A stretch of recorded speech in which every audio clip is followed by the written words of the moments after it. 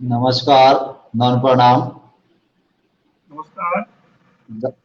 जामवाणी साहित्य अकादमी Facebook page के सभी दर्शकों श्रोताओं का आज के इस कार्यक्रम में हार्दिक स्वागत है, अभिनंदन है। जामवाणी साहित्य संवाद श्रृंखला का 25वां पुष्प लेकर के आज हम आप सबके बीच में उपस्थित हैं। लगातार अब तक की 24 कड़ियों में जामवाणी साहित्य और गुरु जम्बेश्वर जी की वाणी को विद्वानों ने अपने अपने ढंग से विवेचित करने, देखने, परखने का प्रयास किया है। उसी कड़ी में आज डॉक्टर ओंकार नारायण सिंह जी बायतू बाड़मेर से हमारे बीच में हैं।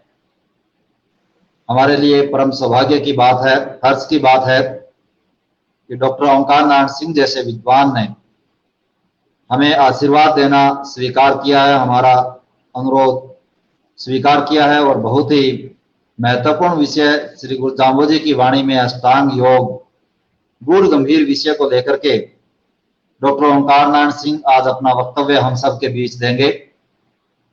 डॉक्टर ओंकार नारायण सिंह जी किसी परिचय के मोहताज नहीं है। मूल रूप से आप इतिहास के विद्यार्थी और शोधार्थी हैं। मध्यकालीन धार्मिक आंदोलनों और विशेषकर राजस्थान के संदर्भ में संत महापुरुषों पर आपका विशेष कार्य है। गुरु जम्भेश्वर जी पर आपका विस्तृत अध्ययन है और आप लगभग हर जामहाणी संगोष्ठी में पहुंचते हैं और अपना व्याख्यान प्रस्तुत करते हैं। मैं जामहाणी साहित्य अकादमी की ओर से, हमारे सभी श्रोताओं दर्शकों की ओर से डॉक्टर ओंकार नारायण सिंह जी का आज के इस व्याख्यान माला में हार्दिक स्वागत करता हूं। साथ ही मैं स्वागत करता हूं जामहाणी साहित्य अकादमी के उपाध्यक्ष और आज के इस गोष्ठी के अध्यक्ष डॉक्टर कृष्णलाल जी बिश्नोई। आप जामहाणी साहित्य के जाने माने शोधार्थी, लेखक, कवि, इतिहासविद हैं और लगभग 2 दर्जन के आसपास आपकी पुस्तकें अब तक प्रकाशित हो चुकी है। इतनी पुस्तकें प्रकाशित हैं। मैं डॉक्टर साहब का भी अभिवादन करता हूं। आज के अध्यक्ष वक्तव्य हम ओंकार नारायण सिंह जी के बाद उनको सुनेंगे। हमारे तकनीकी संयोजक डॉक्टर लालचंद जी, उनका भी हार्दिक स्वागत और धन्यवाद है। अब अधिक विलंब न करते हुए मैं आमंत्रित करता हूं डॉक्टर ओंकार नारायण सिंह जी, जो बाइक टू बाड़मेर से हमारे बीच में है, कि वो आए और आज का व्याख्यान दे। इस आभासीय मंच पर आपका हार्दिक स्वागत है, अभिनंदन है। सभी विद्वान साथियों को मेरा हार्दिक अभिवादन, नमन, प्रणाम। जैसा कि आपको बताया गया है, आज मैं जम्भेश्वर महाराज की वाणी के अंतर्गत अष्टांग योग के निदर्शन पर कुछ तथ्य प्रस्तुत करूंगा। आपको विदित है कि भारतीय संस्कृति का प्रधान आदर्श अध्यात्मवाद, अध्यात्मवाद के प्रतिपादक शास्त्र मुख्यतः श्रुति एवं स्मृति में विभक्त किए गए। श्रुति के अंतर्गत वेद और स्मृति में इतिहास, पुराण, धर्मशास्त्र, मनीषियों के उपदेश तथा नीति कथन समाविष्ट किए गए। विष्णुई समुदाय के प्रणेता गुरु जम्भेश्वर जी महाराज द्वारा अपने ज्ञानोपदेश अथवा शब्द वाणी को अन्य मनीषियों तथा संप्रदाय प्रवर्तकों के समान स्मृति की कोटि में न रखकर श्रुति के रूप में निर्दिष्ट किया गया है। अर्थात जम्बवाणी एक प्रकार का वेद वाक्य मानी जा सकती है। जम्बवाणी के अंतर्गत ही उल्लेख है ओम मोरा उपख्यान वेदू, जम्बवाणी के शब्द संख्या 14 का एक पंक्ति। तो जम्बवाणी के अंदर स्वयं ही उल्लेख है कि वह वेद सदृश है। वेद रूप में वर्णित शास्त्र के अंतर्गत जीवन, समाज एवं संपूर्ण विश्व का प्रत्येक एवं सर्वांगीण रूप से निर्देशित होना परमावश्यक। इसी विचार दृष्टि से इस शोध में मैंने यह विचार किया है कि जाम्बुवंश की शब्दवाणी के अंतर्गत अष्टांग योग के 8 अंगों और उपांगों यथा यम, नियम आदि का किस प्रकार से उल्लेख मिलता है। मैं इसके अंतर्गत अष्टांग योग के सभी अंगों की पृथक पृथक चर्चा करूंगा। अष्टांग योग के सभी अंग हैं यम, नियम, आसन, प्राणायाम, प्रत्याहार, धारणा, ध्यान एवं समाधि, जो क्रमशः एक के बाद एक को निर्देशित करते हैं और संवर्धित करते हैं। यम पहला अष्टांग योग का अंग है यम। यम के अंतर्गत इसके उपांग हैं सत्य, अहिंसा, अस्तेय, अपरिग्रह और ब्रह्मचर्य। इसे जैनों के महाव्रत तथा बौद्धों के शील की श्रेणी में रखा जा सकता है। अब यम के अंतर्गत जो सत्य है, यानी मनसा वाचा कर्मणा, सत्य का प्रथम आचरण प्रथम यम है। जाम्बुवंश की शब्दवाणी के अंतर्गत भी सत्य की महिमा का गुणगान किया गया है। देखिए इसके अंतर्गत मिलता है जिनके साथ सिदक ईमान सलामत, जिन यो भिस्त उपाय। जमवाणी के अंदर ये स्पष्ट है, ये बिल्कुल यम के सत्य से सादृश्यता रखता है। अर्थात जिसके हृदय में सत्य, ईमानदारी एवं दया सही सलामत विद्यमान है, वही स्वर्ग प्राप्ति हेतु प्रयासरत है। दूसरा यम है अहिंसा। मन, वचन, कर्म से अहिंसा का पालन ही द्वितीय यम है। जाम्बुजी के स्तंभ सागर शब्द वाणी में 8 से 12वां शब्दों के अंतर्गत अहिंसा का बहुविध उपदेश किया गया है। देखिए क्या मिलता है, आप खुदाए बंद लेखो मांगे, ये विन ही गुण है जीव क्यों मारो। अर्थात स्वयं न्यायकर्ता खुदा आपसे लिखा मांगेगा कि आपने बिना अपराध के जीवों की हिंसा क्यों की। तीसरा यम है अस्त्य। किसी की भी वस्तु को उनसे बिना पूछे लेना अथवा चुराना स्तेय कहलाता है। जाम्बुजी ने इससे प्रत्येक रूप में पृथक रहना श्रेयस्कर घोषित किया। जाम्बुजी महाराज ने कहा है अपनी शब्दवाणी में, कूड़ तणो ये कर्तव्य कियो, नाते लावन सायो। अर्थात संसार में मिथ्या भाषण तथा चोरी जारी सखीरे कपटपूर्ण कार्य कर न तो तुझे कुछ लाभ हुआ न अच्छा ही कहा जा सकता। चौथा यम है अपरिग्रह। अपनी यथार्थ आवश्यकता से अधिक संग्रह। जाम्बुजी महाराज वस्त्र प्यारी खर्चो,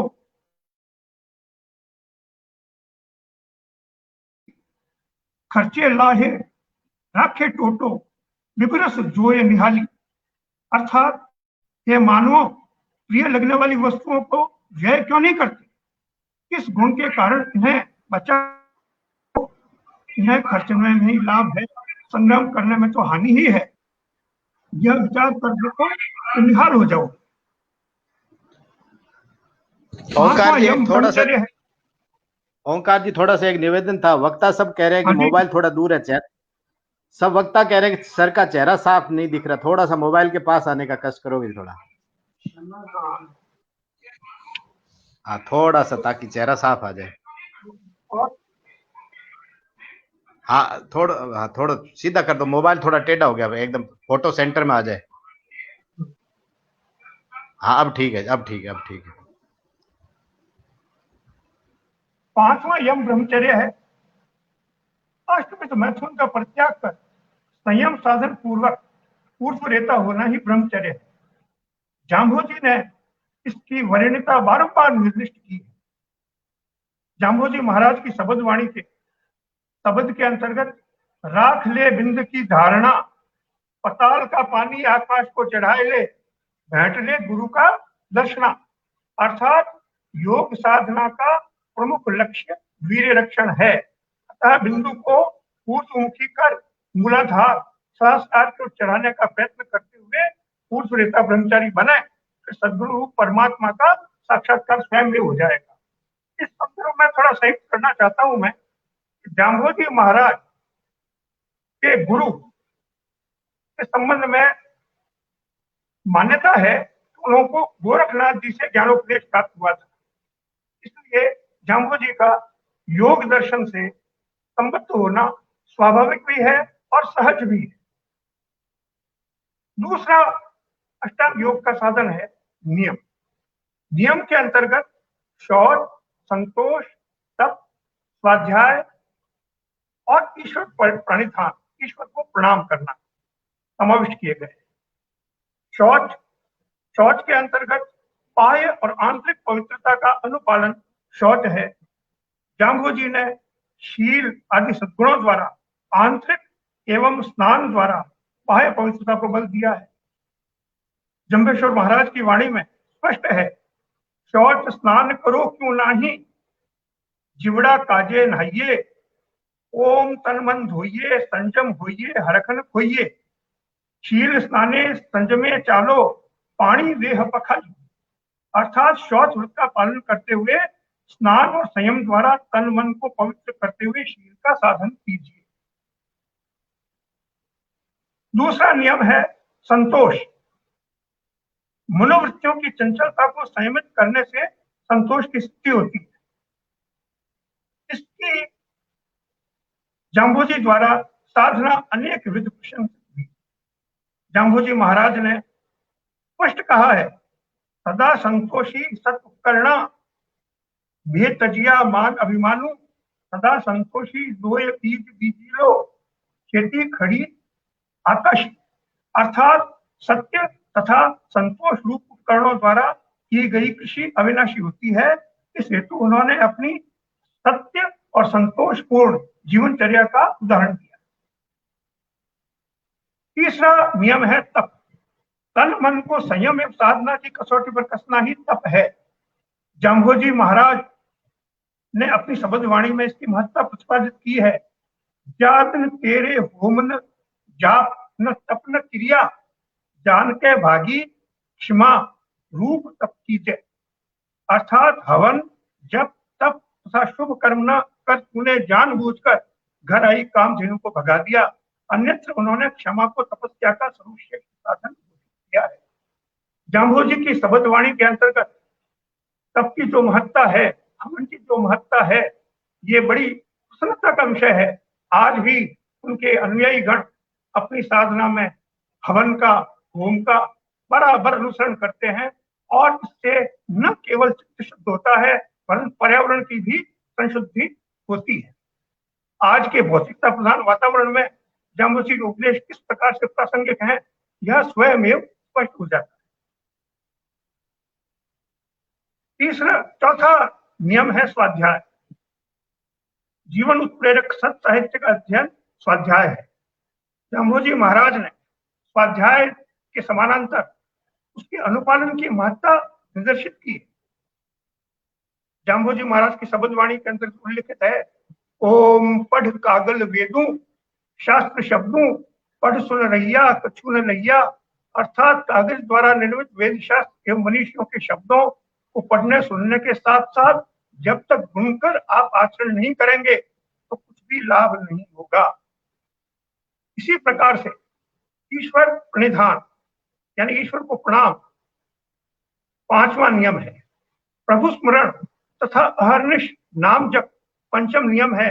जाम्भोजी महाराज ने विष्णु स्मरण और जप हेतु बारंबार उद्घोषित किया है, उद्बोधित किया है, उत्प्रेरित किया है। ओम विष्णु विष्णु तू भयारे प्राणी, जो मन माने रे भाई, हृदय नाम विष्णु को जंपो हाथे करो टवाई। ओम विष्णु विष्णु तू भणरे प्राणी, पैके लाख उपाजू। ओम विष्णु विष्णु तू भणरे प्राणी, इस जीवन के हावे। अर्थात निरंतर विष्णु नाम का जप करते हुए शरीर से सांसारिक कर्तव्य का संपादन करो। अहर्निश नाम स्मरण से अनंत नामों का संग्रह हो जाएगा और अनंत पापों का नाश हो जाएगा। यह साधन इस जीवन के रास्ते ही हो सकता है। उन्होंने तीसरे नियम के संदर्भ, तीसरे अंग के संदर्भ में, जो कि आसन है, शील रूप उत्तम आसन की चर्चा करते हुए विषयातीत अवस्था का उल्लेख किया। अब योग साधना के अंतर्गत आसन संपादन हेतु यथोचित आसन की आवश्यकता है। आसन अर्थात बैठने के अनेक प्रकार योग दर्शन में वर्णित किए हैं। जम्बेश्वर महाराज की वाणी में भी इस संदर्भ में चर्चा उपलब्ध होती है।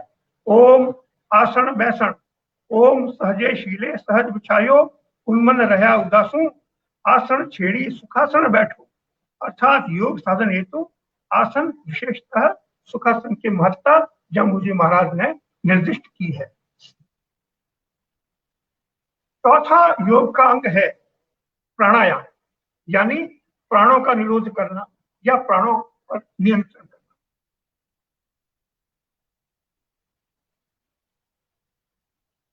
प्राणायाम का विवेचन प्राणों से संबंध है, इसके अभाव में योग साधना की कल्पना भी नहीं की जा सकती।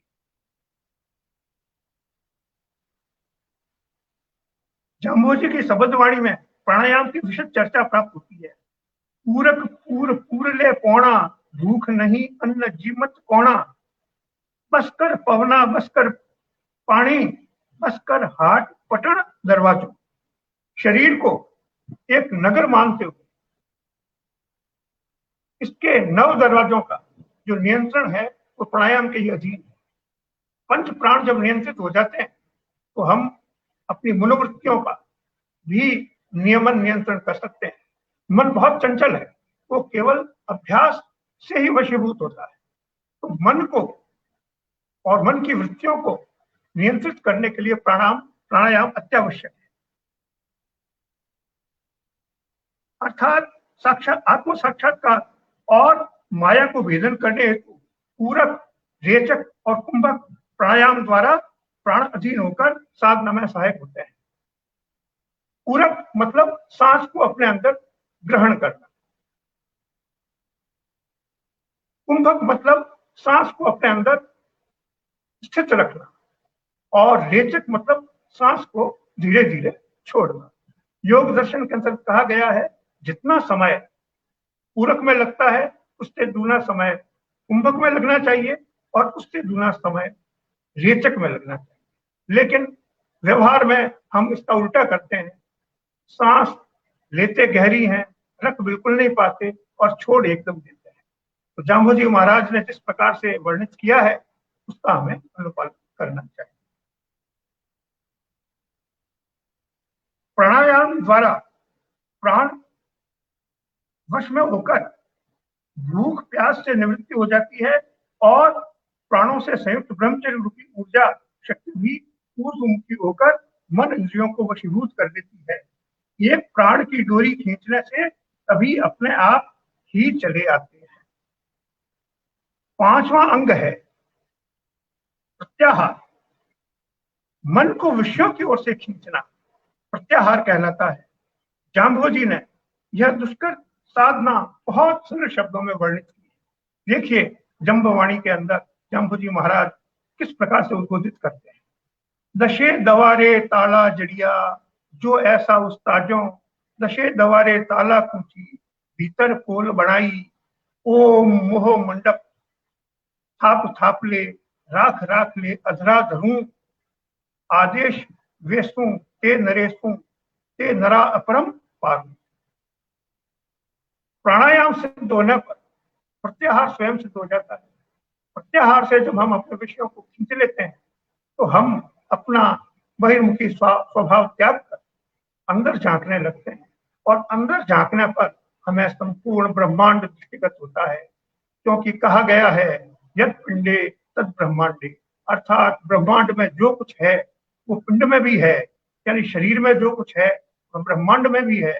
जब शरीर और ब्रह्मांड एक रूप हो जाते हैं तो द्वैत भाव समाप्त हो जाता है, दुविधा समाप्त हो जाती है और अद्वैत तत्व प्राप्त हो जाता है। अर्थात एक प्रकार से हम आत्मा ही परमात्मा स्वरूप हो जाता है। छठा योग का अंग है धारणा। जब प्रत्याहार सिद्ध हो जाता है तो हमारी धारणा दृढ़ हो जाती है। धारणा क्या दृढ़ होनी चाहिए कि हम शरीर नहीं है, हम आत्मा है। वस्तुतः ज्ञान का यही स्वरूप है। ज्ञान कोई बहुत लंबी चौड़ी गाथा नहीं है। ज्ञान का अर्थ परमात्मा और आत्मा के बीच आवरण का भेदन करना है, यही ज्ञान कहलाता है। ज्ञान का अर्थ यही है कि हम अपने आप को जान लें कि हम शरीर नहीं हैं, हम आत्म तत्व हैं। यही योग दर्शन का परम साध्य है, अब जिसके ओर हम धारणा के द्वारा बढ़ रहे हैं। धारणा के अंतर्गत मन को विषयों से विकसित कर योग साधना के प्रति सुदृढ़ कर यथार्थ लक्ष्य की धारणा योग दर्शन का छठा अंग है। इस संबंध में जाम्बोजी महाराज की सहज साधना यथार्थ धारणा को इस प्रकार व्याख्यात करती है। देखिए उन्होंने क्या बताया है।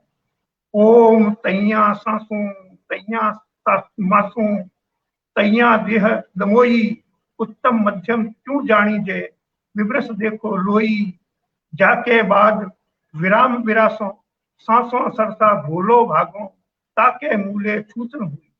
अर्थात नर और नारी के शरीर में वही श्वास है, वही मांस है, दोनों की पंच भौतिक देह तथा जीवात्मा में भी कोई विभेद नहीं है। फिर नर एवं नारी में उत्तम मध्यम का भेद क्यों करना चाहिए, क्यों जानना चाहिए। वस्तुतः परमात्मा का अंश प्रतिबिंब रूप से सभी में प्रतिभाषित हो रहा है। यही यथार्थ धारणा है, यही यथार्थ ज्ञान है। तो विचार कर देखना चाहिए। जिस सच्चे योगी के वाद विराम विरासों संशय तरसपना एवं यह भोलापन मिट जाता है, उसके मूल में कभी छोर यानी विभेद दृष्टि नहीं हो सकती। ये विभेद दृष्टि मुख्यतः सतगुरु के उपदेश द्वारा प्राप्त होती है।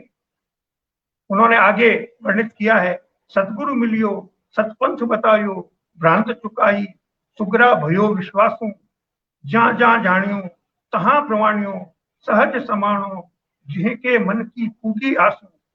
अर्थात प्राप्त हुए सदगुरु द्वारा निर्दिष्ट सतपंथ से सुग्रे विश्वासी श्रद्धालु भक्तों की भांति निवृत्त और अपनी भ्रांति समाप्त कर लें। जिनकी धारणा के विश्वास दृढ़ हो चुके हैं उनकी भ्रांति स्वतः समाप्त हो जाती है। जिस जिसने भी जाना है उसने ही प्रमाण और विश्वास प्राप्त किया है। वे आप्त काम पूर्ण काम होकर सहज ही परमात्मा में समाहित हो गए। जब धारणा दृढ़ हो जाएगी तो हमारा आधा लक्ष्य पूर्ण हो जाएगा। अब हमें संसार का द्वैत भाव और द्वैत भाव परास्त नहीं कर सकता, विचलित नहीं कर सकता। हम स्वयं में स्थित होकर अंतर्निहित परमात्मा से साक्षात्कार कर सकते हैं। आत्मा को परमात्मा का स्वरूप मानने की साधना संपूर्ण कर सकते हैं। अब धारणा के उपरांत जब धारणा दृढ़ हो जाती है तो हमें ध्यानावस्थित होना चाहिए। ध्यान योग दर्शन का 7वां अंग है। मन इंद्रिय को वशवर्ती बना बुद्धि को यथार्थ धारणा में अवस्थित करने पर शेष तत्व का ध्यान संभव होता है। जाम्बोजी की शब्द वाणी में ध्यान की सरल क्रिया विधि निर्दिष्ट की गई है। देखिए जाम्बोजी महाराज ने अपनी शब्द वाणी के अंतर्गत किस प्रकार से गूढ़ तत्व को सरल शब्दों में अभिव्यक्त किया है। विष्णु विष्णु तू भणरे प्राणी, विष्णु भणन अनंत गुणों। अर्थात हे प्राणी, विष्णु नाम का स्मरण कर विष्णु के ध्यान से अनंत फलों की प्राप्ति संभव हो जाती है। आगे उन्होंने लिखा, बिंदो व्योहरो और विचारो भूलस नाही लेखो।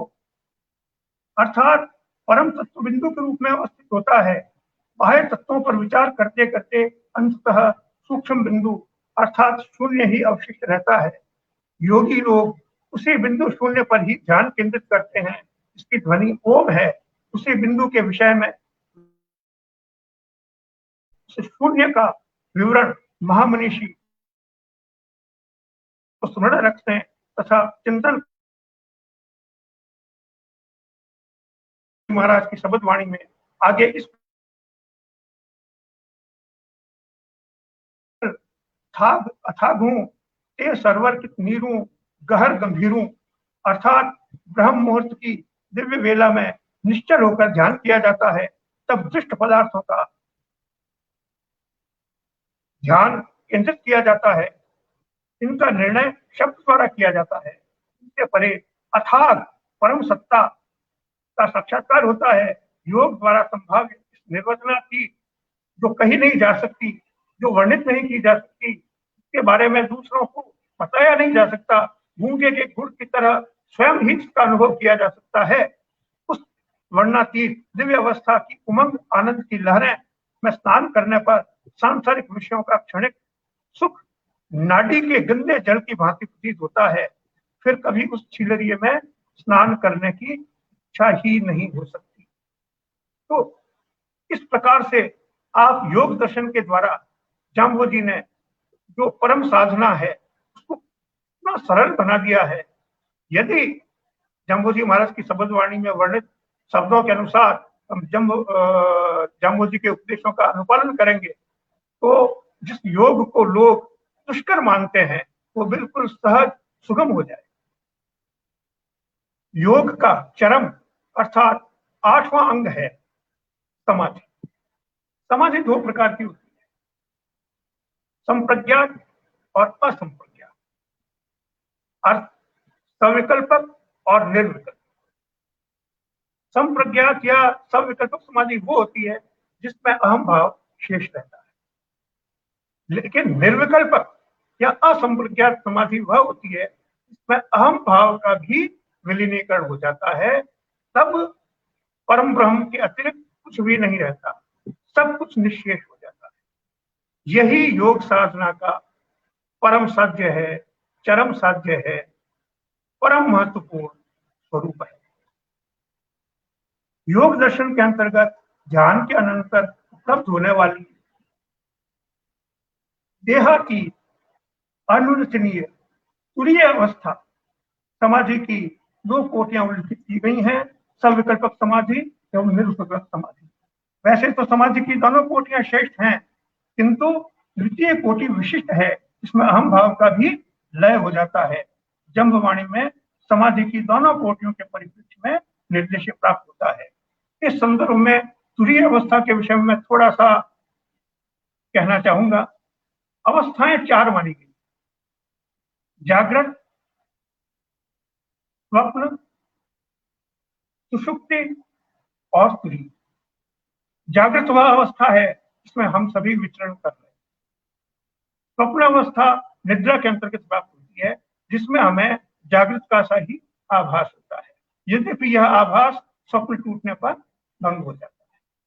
वस्तुतः यही स्थिति हमारी इस संसार में है कि हम इस संसार को सपने के समान देखते हुए हम महसूस करते हैं, और जब हम ज्ञान का आनंद प्राप्त करते हैं तो यह संसार रूपी सपना विच्छिन्न हो जाता है और हम यथार्थ का बोध कर लेते हैं। स्वप्न के बाद सुषुप्ति की अवस्था आती है।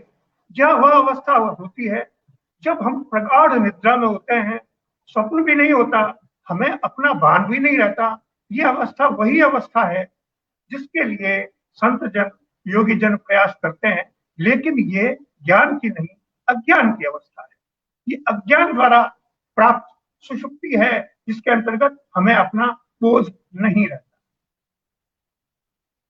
लेकिन तुरीय अवस्था सुषुप्ति की चरम अवस्था है, जब हमें ज्ञान के द्वारा अपना ये जो बोध है, द्वैत भाव है, समाप्त हो जाता है। ये तुरीय अवस्था सबका जातव्य है, सबका कर्तव्य है, इसको सब प्राप्त करना चाहते हैं। यही योग दर्शन का परम साध्य है और यही सविकल्पक और निर्विकल्प समाधि के अंतर्गत हमें उपलब्ध होता है। जंबवाणी के अंतर्गत समाधि के संदर्भ में उदाहरण प्राप्त होता है: क्षण एक सिंधपुरी विश्राम लियो, अब जू मंडल भई आवाजू, मैं शून्य मंडल का राजू। अर्थात कुछ समय तक सिद्धों की पुरी, यानी जहां समाधि लगने वाले लोगों को परम दिव्य आनंद की अनुभूति होती है, स्थिर रहकर विश्रांति मिटाकर सत्य मंडल की ओंकार ध्वनि को श्रवण कर वापस शून्य मंडल में प्रत्यागमन होता है, क्योंकि शून्य मंडल का राजा रूप योगी सदैव समाधिस्थ न रहकर सांसारिक विचारों से शून्यता रखते हुए जन कल्याण में प्रवृत्त होता है। ये एक प्रकार से सविकल्पक या संप्रज्ञात समाधि का एक स्वरूप है। आगे जंबवाणी के अंतर्गत निर्विकल्पक समाधि के संबंध में भी उदाहरण उपलब्ध होता है। ओम सप्त पताले भूय अंतर अंतर राखिलो, मैं अटला टलूं, अलाह अलेख अडाल अजूनी शंभु, पवन अधारी पिंड जलूं। अर्थात शरीर में समाहित सप्त पाताल रूपी सात चक्र या सप्त कमल क्रमशः मूलाधार, स्वादिष्ठान, मणिपूरक, अनाहत, विशुद्ध, आज्ञा और सहस्रार। मूलाधार जहां हमारी रीढ़ की हड्डी के बिल्कुल निचले भाग में गुदा स्थान के पास होता है। ये आप शरीर काट कर देखें तो आपको नहीं मिलेंगे। ये एक योग धारणा है, इसको की परिकल्पित किया गया है। इसके ऊपर स्वादिष्ठान चक्र है जो उपस्थ के पास स्थित है। मूलाधार चक्र जहां 4 कमल वाला है, स्वादिष्ठान चक्र 6 कमल वाला है। उसके बाद मणिपूरक है जो नाभि में है, जो 16 कमल वाला बताया जाता है। कहीं कहीं 12 कमल की भी चर्चा होती है। इसके ऊपर हृदय के अंदर अनाहत चक्र है। अनाहत चक्र 10 कमलों वाला बताया जाता है। इसके बारे में योगियों की अलग अलग धारणा है। और कंठ के अंदर, गले के अंदर जो अपना मिणिया कहलाता है, यहां विशुद्ध चक्र है, विशुद्ध भाग्य चक्र कहलाता है। इसको विशुद्ध भी कहते हैं, शुद्ध भाग्य भी कहते हैं। और हमारी भौहों के बीच, ध्रुव मध्य के बीच जहां ध्यान केंद्रित किया जाता है, वहां आज्ञा चक्र है। ये चक्र क्रमशः एक दूसरे को नियंत्रित करते हैं। माना जाता है कि कुंडलिनी शक्ति जो एक सर्पिणी के रूप में परिज्ञात है, जो 3.5 आटे या वलय लेकर मूलाधार चक्र को घेरे हुए रहते, समाधि की अवस्था के अंतर्गत उस कुंडलिनी का 7वें चक्र सहस्रार, जो कि हमारे मस्तिष्क में, हमारे कपाल में स्थित है, जिसके 1000 आरे हैं, 1000 दल का वहां कमल है, उससे उसका सम्मेलन हर योगी का परम कर्तव्य है। तो ये कुंडलिनी इन बीच के 6 सोपानों को पार करते हुए जब ऊर्ध्वमुखी होती है, ऊर्ध्व रेता योगियों का कुंडलिनी का सहस्रार से सम्मिलन हो जाता है। यह योग दर्शन की समाधि की प्रक्रिया है। इसके अभाव में हरेक प्राणी के शरीर में मूलाधार चक्र के पास कुंडलिनी सदैव सुप्त अवस्था में रहती है। हम पूरा जीवन इसी प्रकार बिता लेते हैं, ज्ञान के अमृत का, सहस्रार के अमृत रस का पान किए बिना। जन्मते हैं, मरते हैं, फिर जन्मते हैं, फिर मरते हैं और आवागमन के चक्र में भ्रमण करते रहते हैं। मनुष्य जन्म बार बार नहीं मिलता, अनेक योनियों में हम भ्रमण करते हैं, वहां ना तो कुंडलिनी होती है, ना सहस्रार होता है। अब ये हमारे सोचने का विषय है कि हम हमारे इस अमूल्य जीवन को किस प्रकार व्यर्थ कर रहे हैं। जाम्बोजी महाराज की वाणी के अंदर इस शब्द के साथ ही सप्त पताल रूपी 7 चक्रों का भेदन करते हुए 7वें चक्र सहस्रार में प्राण स्थित होने पर योगी की समाधि लग जाती है। तब प्राण समाधिस्थ होकर सहस्रार में सवित अमृत का पान करते हैं और प्राणों को विजित कर समाधि में अवस्थित हो जाने पर शरीर से ऊपर उठकर यह परम तत्व अपने शुद्ध स्वरूप में, जो अलाह, अडोल, अयोनी एवं स्वयंभू है, स्थित हो जाता है। तब शरीर में रहते हुए भी शरीर की प्रतीति नहीं होती। ये वो अवस्था है जिसे जीवातीत अवस्था कहा जाता है या जीवन मुक्त अवस्था कहा जाता है। बड़े बड़े योगी इसके लिए प्रयत्नरत रहे हैं और गुरु जम्बेश्वर महाराज जैसे अवतारी पुरुषों ने इसे सिद्ध करके जनता के सम्मुख एक अनुपम उदाहरण प्रस्तुत किया। तो अष्टांग योग के इन सभी योगों का जम्बवाणी में उल्लेखित होना जाम्बोजी का पारंपरिक योग दर्शन से संबद्ध और उसको, उसके गूढ़ार्थ को लोग सरलतम शब्दों में प्रस्तुत करना उनकी वर्तमान में बहुत है। बातें हैं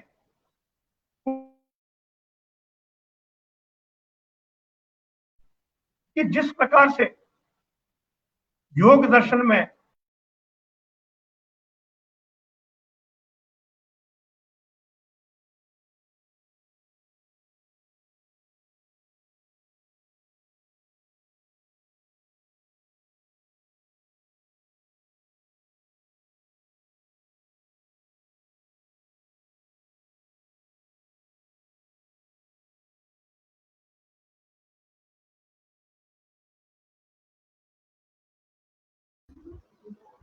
शायद ओंकार सिंह जी को नेटवर्क प्रॉब्लम है, जुड़ रहे हैं लोग।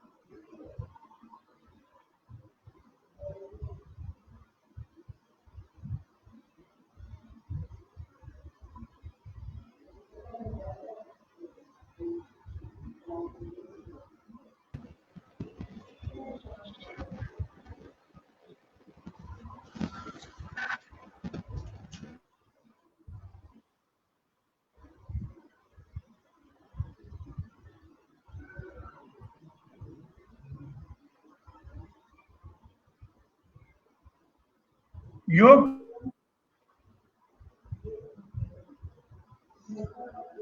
परिग्रह जो अपनी आवश्यकता से अधिक संग्रह नहीं करता, न्यूनतम साधनों में अधिक प्राप्त करता है, वह व्यक्ति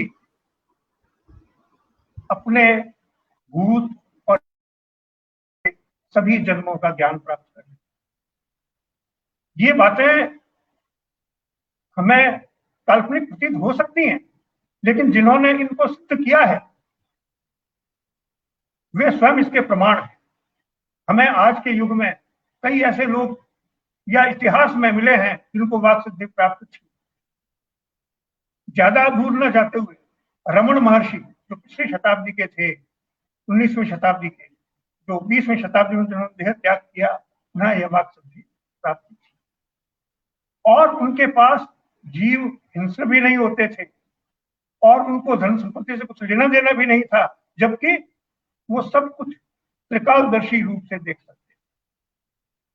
और जो 5वां यम है ब्रह्मचर्य, इसे जो सिद्ध कर लेता है, मन वचन कर्म से अपने शरीर को, इंद्रियों को, मन को, बुद्धि को, चित्त को, अहम भाव को नियंत्रित कर लेता है, उसको स्वतः ही मोक्ष प्राप्त होता है।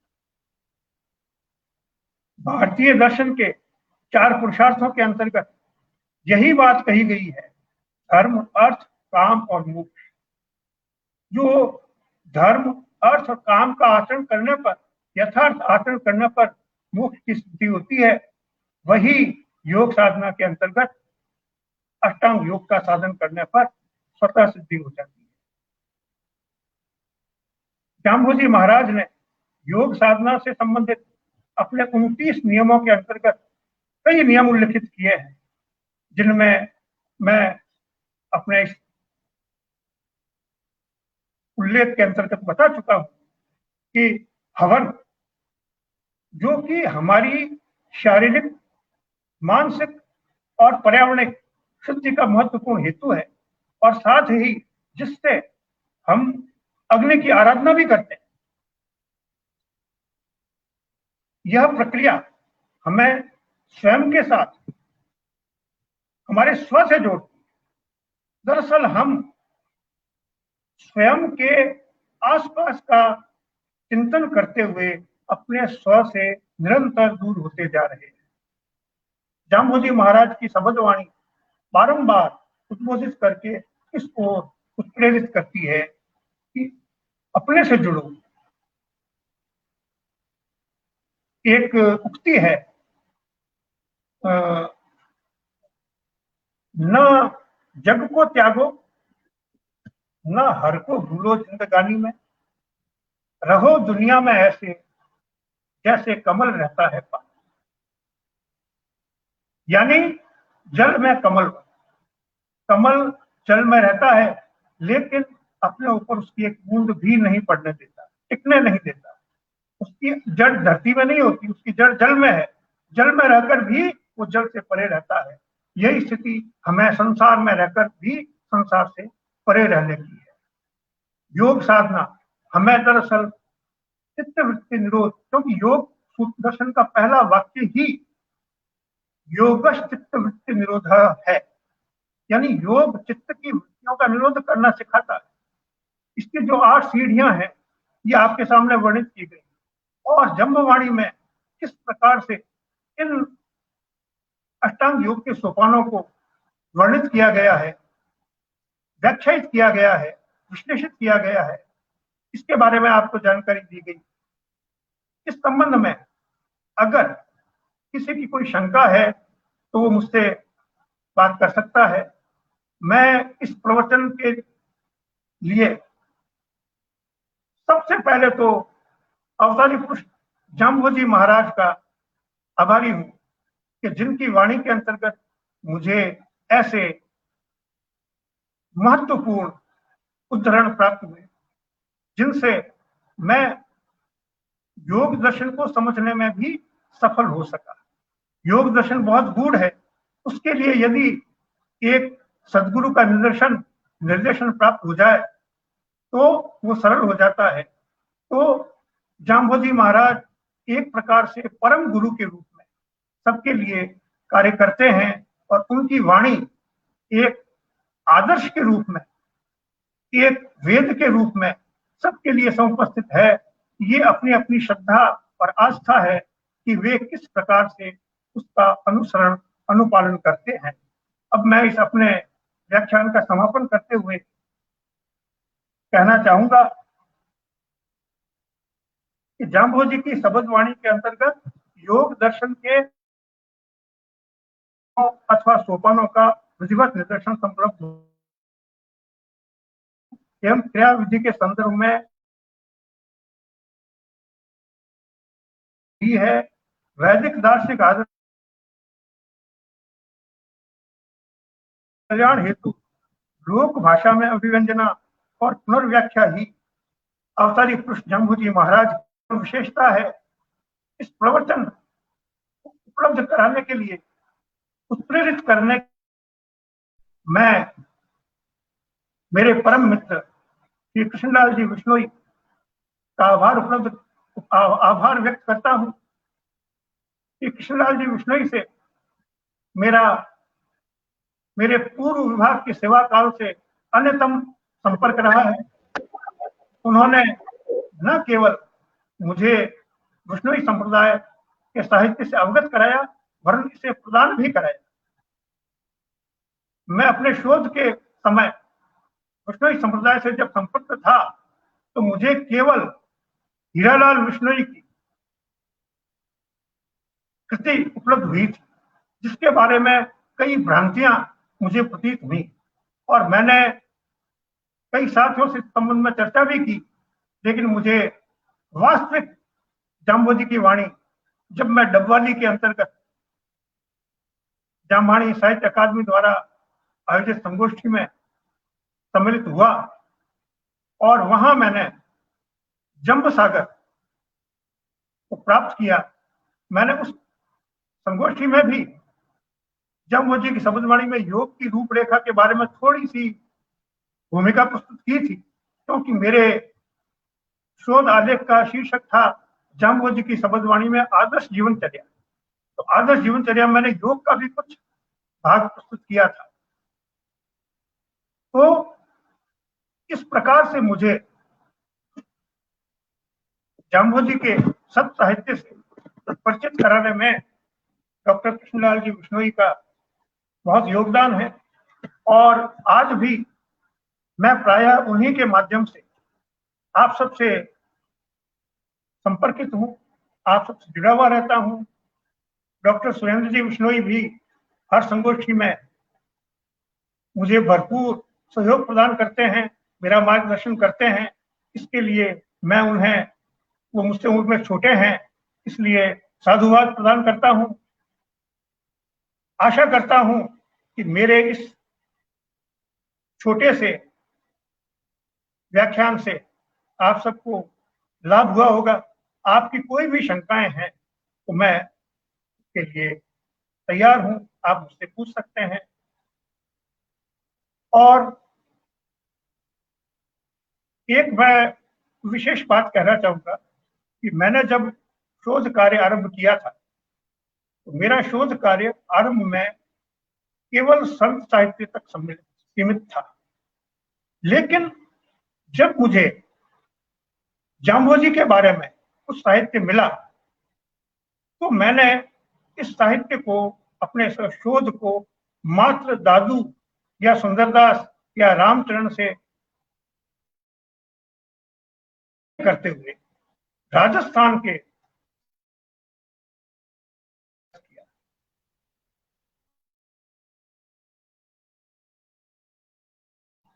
के भक्ति साहित्य में चित्रित इतिहास विषय के अंतर्गत जाम्बोजी की शब्दवाणी से मुझे प्रेरणा मिली और बाद में का भी मैंने अध्ययन किया और विरोजीपुर जो संगोष्ठी हुई थी उसके अंतर्गत मैंने साहित्य में ऐतिहासिक तत्व का निदर्शन करते हुए एक शोध आलेख प्रस्तुत किया था। इस प्रकार से मेरा जामवाणी साहित्य अकादमी से बराबर संपर्क रहा है और मैं अपने मित्र बंधुओं के साथ जामवाणी साहित्य अकादमी के समस्त अधिकारियों एवं साथियों का भी आभार व्यक्त करता हूं कि जिनके माध्यम से मुझे अपने भावों को, अपने विचारों को विस्तृत और व्यापक रूप प्रदान करने का अवसर प्राप्त होता रहा है।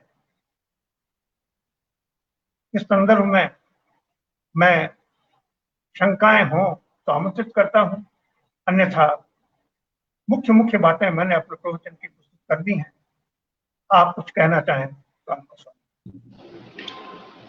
बहुत धन्यवाद डॉक्टर ओंकार नारायण सिंह जी, आपने इस गंभीर विषय के साथ बहुत अच्छे से न्याय किया है और गुरु जाम्बोजी की वाणी में अष्टांग योग उदाहरण के साथ और बहुत ही सरल भाषा में आपने यहाँ पर प्रस्तुत किया, जिसके लिए मैं तमाम हमारे दर्शकों और जामवाणी साहित्य अकादमी की तरफ से आपका आभार प्रकट करता हूँ। अब हमारे साथ अध्यक्ष वक्तव्य के लिए डॉक्टर कृष्ण लाल जी हैं। मैं बिना किसी विलंब के डॉक्टर लालचंद जी से अनुरोध करूंगा कि डॉक्टर कृष्ण लाल जी को अनम्यूट करें, तो बाकी सब वक्ताओं को स्टूडियो से बाहर करें ताकि उनकी आवाज ठीक से आ सके।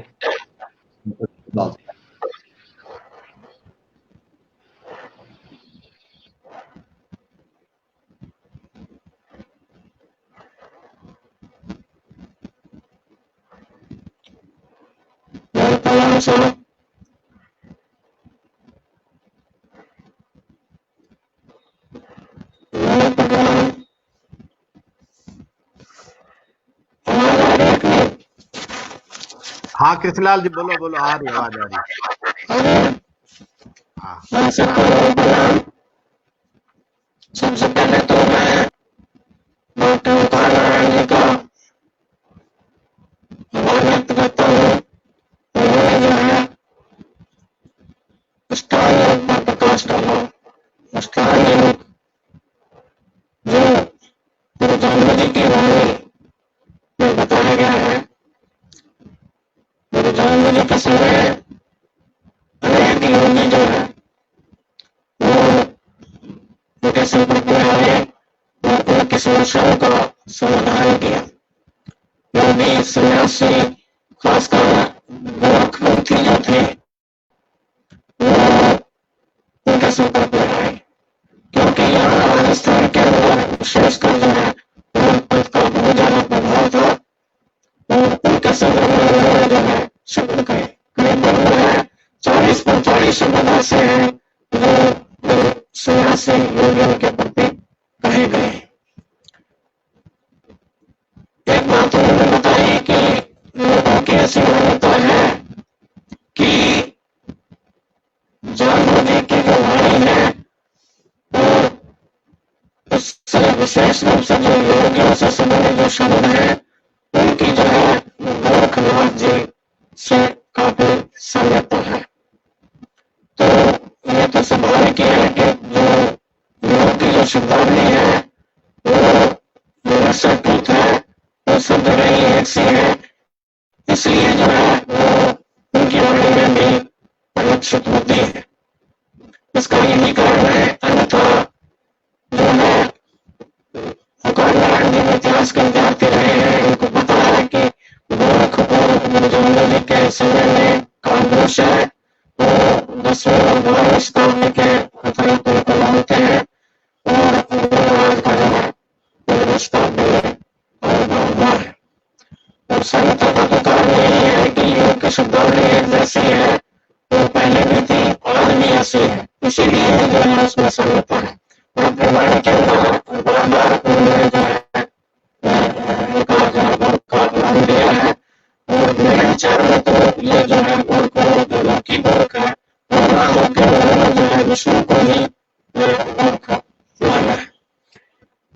इसको इन गोरख को भी माना है क्योंकि उनका भी गोरख निश्चित रूप से महान योगी हुए हैं, तो उनका भी नाम नहीं है और उनका भी नाम नहीं है। जैसे शब्दवाणी के और भी प्रसंग रूप में जो आए हैं लोग उससे संपर्क में आए हैं, उनका नाम नहीं है, कोई कोई बात नहीं है कि उनका नाम जो है क्यों लिया, तो इसीलिए उन्होंने उनका नाम लिया है।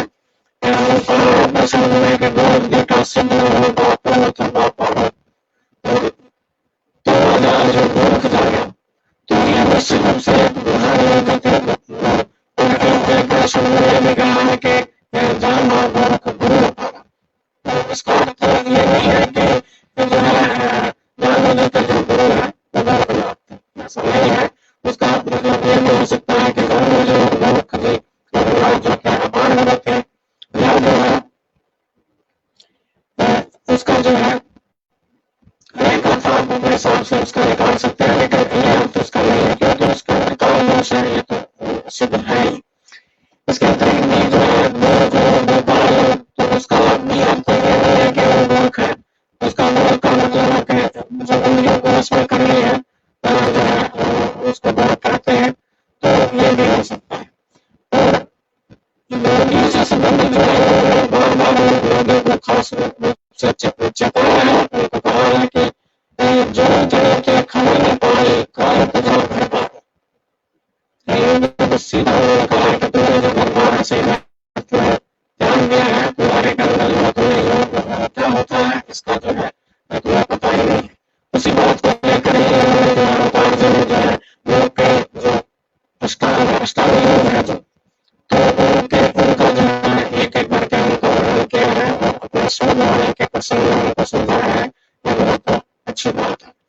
और जो है योग की जो परिभाषा है या शब्दावली है वो बहुत कठिन है, लेकिन जो जानना जो है उसको जो बड़ा सुलभ मिलेगा और जो आम आदमी के लिए जो सीधे साधे किसान लोग थे और जो है पढ़ते पढ़ा थे उनको भी जो है योग की भाषा बताएंगे और जो है कैसे उसका जो अपने दैनिक जीवन में योग का उपयोग है वो बताया।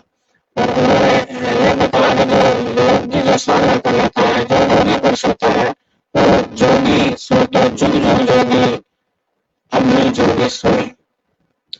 तो योगी जो योग को जो है प्राप्त कर लेता है या योग के साथ में जान लेता है तो वो योगी पुरुष है जो तो जो है योगी रहता है। जैसे ये बात उन्होंने अपने बारे में खास कर कही है, तो ऐसी योगी पुरुष जो है बलिदान जी थे और उसी जो है आपको जो है ये अपनाना है आपको।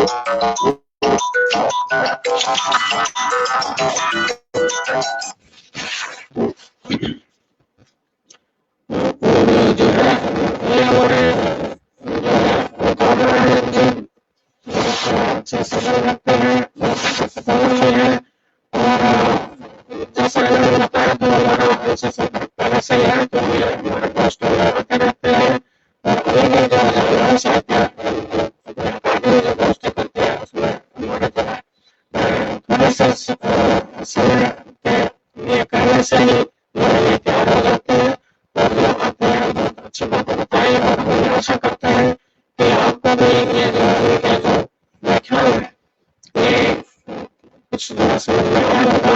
यदि कोई भ्रांति हो तो आप पूछ सकते हैं, इनसे भी पूछ सकते हैं और सरकार स्वामी जी से पूछ सकते हैं, हमारे से पूछ सकते हैं। ऐसे हमारे मुद्दे भी आप संतुष्ट जरूर करेंगे।